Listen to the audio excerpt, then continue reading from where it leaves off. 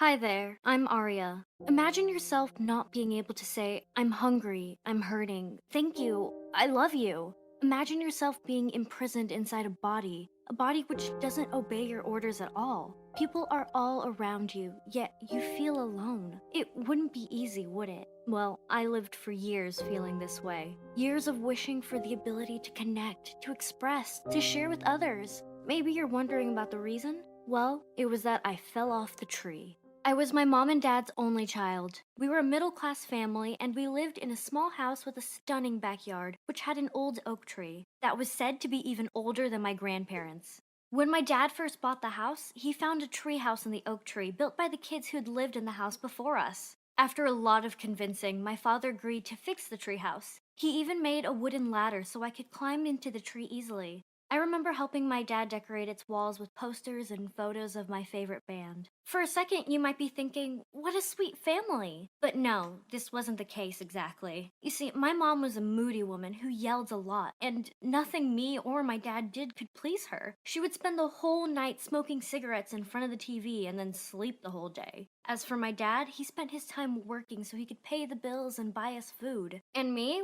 well, after I got home from school, there was nothing for me to do but go and play with my dolls in the treehouse. For my 13th birthday, my dad bought me the best gift ever. He bought me a little white puppy that was super fluffy. I called him Snowball. Perhaps this dog would keep me company so I wouldn't be so alone. I loved Snowball and I taught him lots of tricks. We used to spend all day together in the treehouse. We would only go home to eat dinner. That way, we steered clear of my mom's yelling and her long fights with my dad. I watched the sky a lot during my days in the treehouse. Back then, my dad only came home after the sun had set, so I'd watch the stars lighting up the sky. They looked amazing. I knew that those stars were nothing but meteors traveling fast through the sky as they burned, but everything my dad told me about them made them seem magical. One time, I was watching the sky with Snowball, waiting for my dad to return home.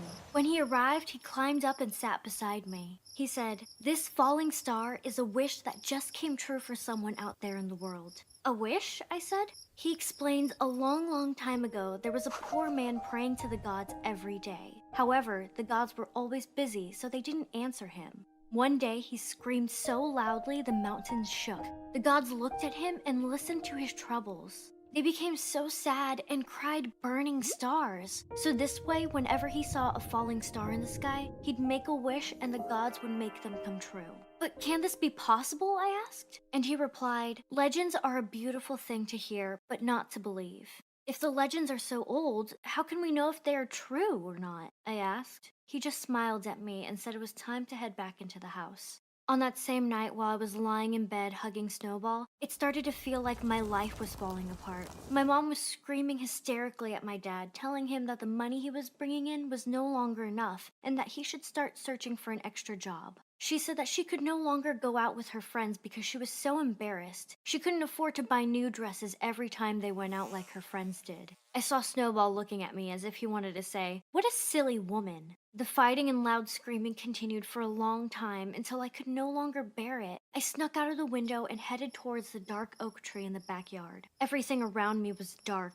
Behind me walked Snowball. We crept very quietly so no one would hear us, and then we arrived at the treehouse. It was pitch black, so I missed a step on the ladder, and then my leg slipped. The last thing I remembered from that day was that after I fell hard on the ground, everything around me turned fuzzy. Snowball sounded far away even though I could see him jumping around me. Then I wasn't able to feel anything. After a little while, I felt myself waking up. My head hurt and I couldn't feel any part of my body. I'd completely lost control over my body parts. Even my eyes, I couldn't open them. I could feel the light around me, but it was too difficult to open my eyes. Oh my, what happened to me? Was I stuck in my sleep? Or was it worse than that? Had I died? I didn't know much about death except that after death, a person drowns in darkness. But this darkness I felt was different, completely different. I could feel my body freezing. Suddenly, I heard someone. If I was able to hear him, that means I wasn't dead. Thank God! From his tone of voice, I gathered he was a doctor speaking to my parents. He said, "The damage she suffered to her head due to the fall has resulted in severe internal bleeding in her brain, which is preventing enough oxygen from reaching her body, resulting in a coma." But I wasn't in a coma. I was there with them. I heard my dad crying and my mom inquiring about the treatment fees. I wanted to scream, to call out for them, to say something, anything. But I wasn't able to even talk at that time. Suddenly, I was just a vegetable, unable to do anything but listen. Most people don't think twice before talking or connecting with others. They do it automatically. But I had absolutely no way of speaking to anyone. For the last 13 years, I had been a normal girl. A girl who loved her dad, her dog, and who loved to play. I was happy and healthy. But now, suddenly, that had all changed. The doctors didn't know what to do. They thought I was completely in a coma, but they always treated me nicely. All the time I spent in the hospital, I only heard my dad's voice. My mom had completely vanished. I didn't know where she was, and I didn't hear anything related to her. Until the day the doctor said there is nothing more they can do and that it is best for me to return to my parents' home. I heard my mom arguing with my dad. She didn't want me back home. I was, according to her, a burden that she didn't want to carry. But I went home anyway. I was happy because I was returning home. I heard my dad telling my mom that he finished the treehouse because that was the last thing I asked him to do. That's why he insisted on bringing me back home, so I could be near the things I loved. However, things went downhill from there.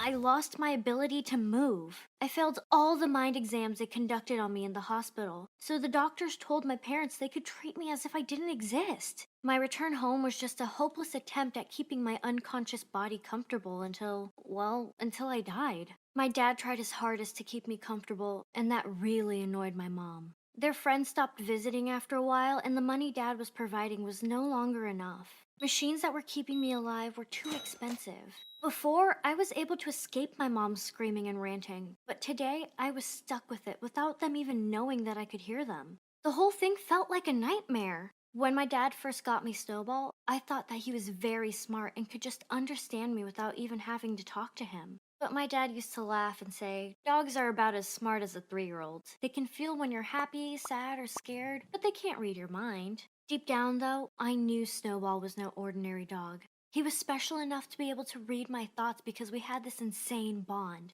Every time my parents started their screaming matches, I'd hear Snowball sitting beside me and barking in a low voice, as if to tell me that everything would be all right. I was sure that Snowball knew I was a prisoner in my body, unlike what everyone else believed. He never left my side. His breathing was my only comfort. For a while, I used to be entertained by my father when he entered my room at night and started moving my body left and right to help my blood circulate. Once he was done, he'd sit beside me and talk with me for an hour or so about his day, like he used to before. But that didn't last for long. The last talk he had with me was about how tired he was, both physically and mentally, that he was very upset he'd lost his little girl, the only person in the whole world who used to listen to him. That day, I heard him sobbing so loudly. Then he suddenly said, "I can no longer bear to look at you like this anymore." After that, he stopped talking to me altogether. A year quickly turned into 2, and I felt the person I used to be disappearing. Not just her body, but also her memories. My mom said that she'd had enough with my stuff taking up so much room, and that she could put the space to good use. My dad wasn't able to refuse, so he just said that he'd move my things to the treehouse. It wasn't long until I was moved out of my room to another one that was more practical and way smaller. It had barely enough room for my bed, machines, and for one person to be able to move around in. That was enough for me, according to my mom. What was worse was that this little room was next to the living room. That meant that I could hear everything. I mean, literally down to the tiniest details. 2 years turned to 3, and I was still in the same place with no one aware of my existence. It was like I was a ghost. Whenever my mom's friends came to visit, they used to ignore me, as if I was just part of the furniture. I was dead to everyone, just not in the ground. Only Snowball remained at my side. My mom and her friends' conversations were ridiculous. They gossiped a lot and couldn't stop judging their relatives. Sometimes they talked about clothes, travel, and their husbands. I once heard my mom talking ill about my dad. She said he was the reason behind her unhappiness and that she had met some rich guy at a coffee shop. That guy had invited her for a drink and she'd gone to meet him. And now she was seriously considering leaving me and my dad. For me, that was the worst part about those 3 years. Feeling totally powerless and not being able to stand in front of her and not being able to scream, "You're an ungrateful woman! All the things dad did for you,